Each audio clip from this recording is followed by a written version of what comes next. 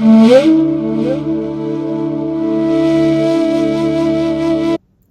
Brahma, Guru Vishnu, Guru Devo Maheshwara, Guru Sakshat Parabrahma, Tasmai Shri Guruve Namaha. Jai Ma. Jai Ma. Sabko Jai Ma. I hope all of you are well.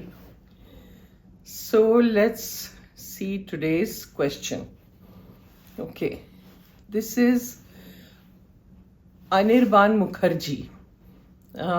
His username is 1001. He says, Jai Ma Swamiji, if everything is getting exhausted per birth, then how does Sanchit remain? Then wouldn't all people have a pure attitude towards life? This is his first question. Uske baad there is another question, and then there is another question. So let's take one question at a time, okay? Now if you're saying everything is getting exhausted per birth. No, nothing is getting exhausted per birth. We are creating more. See, Sanchit, what is Sanchit karma? Sanchit is like a kitty bank, okay?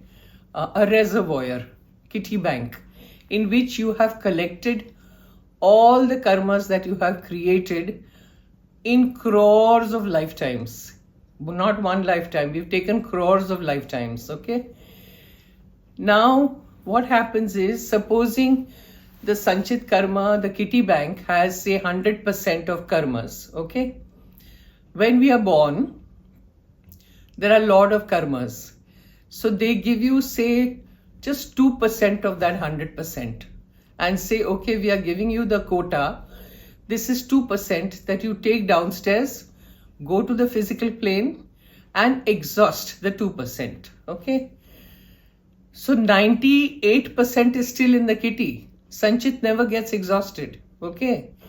Now what happens is we've come down to exhaust that 2% that we have been allotted. They don't give you more than that.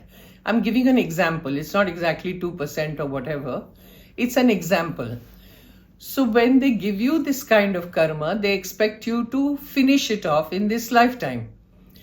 But what happens in the process when we come here, we are still creating more karmas, right? We are still not on the spiritual path. When do the karmas really start getting exhausted, like you're saying, is when we are treading the spiritual path.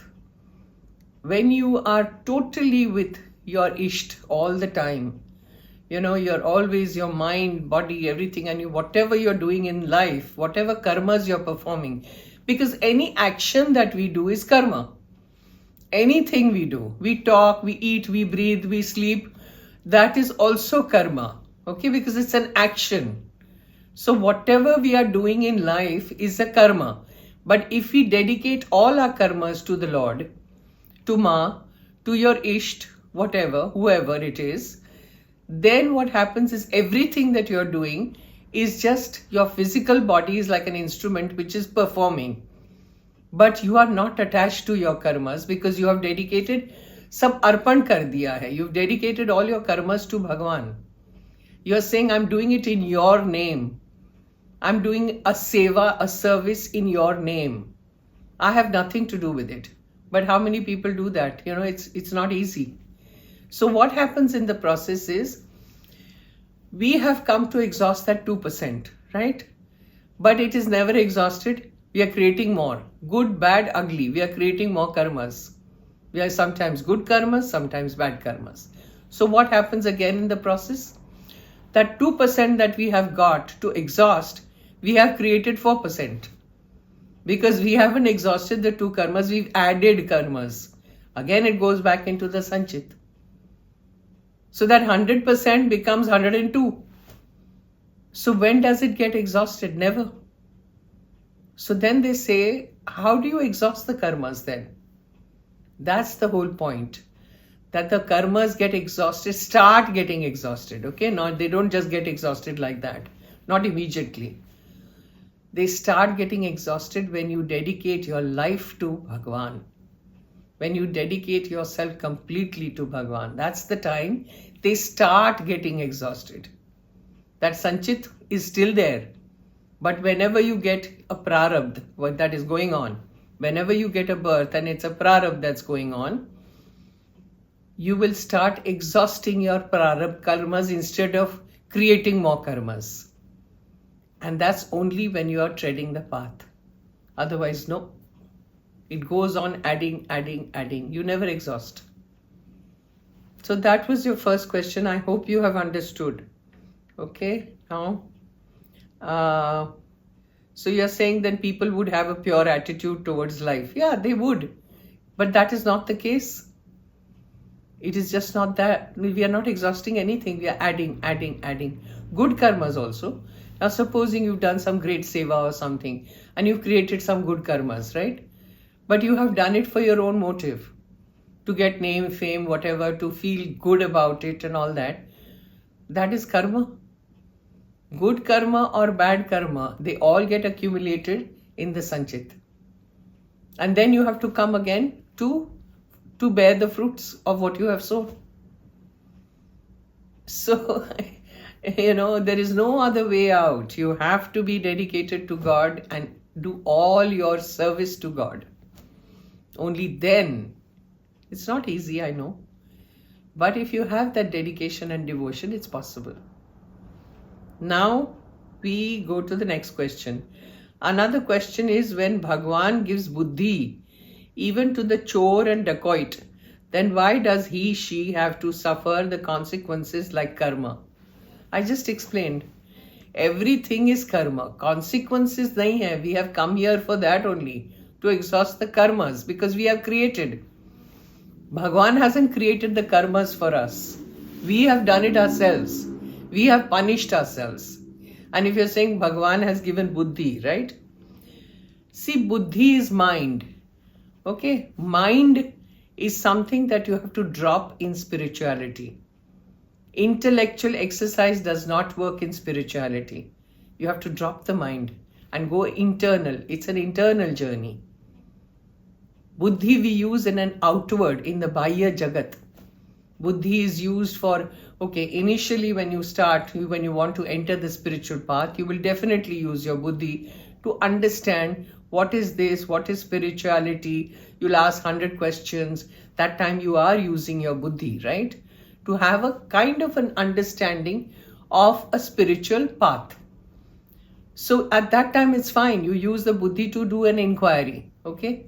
So it's inquiry, inquiry, inquiry. Once you get collected with all the inquiries that you wanted, then actually when you enter the spiritual path, there should not be any more questions. Because that time you have to drop the mind. Unless you drop the mind, there is no spirituality. Spirituality में arguments नहीं होते हैं. Question answers नहीं होते हैं. Because you are going internal.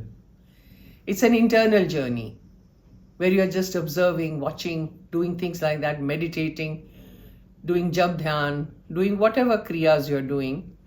It's an internal journey. It's not an outward journey at all. So in spirituality, you don't use the mind. So what is the mind? Mind is a hindrance also, and mind is a helper also.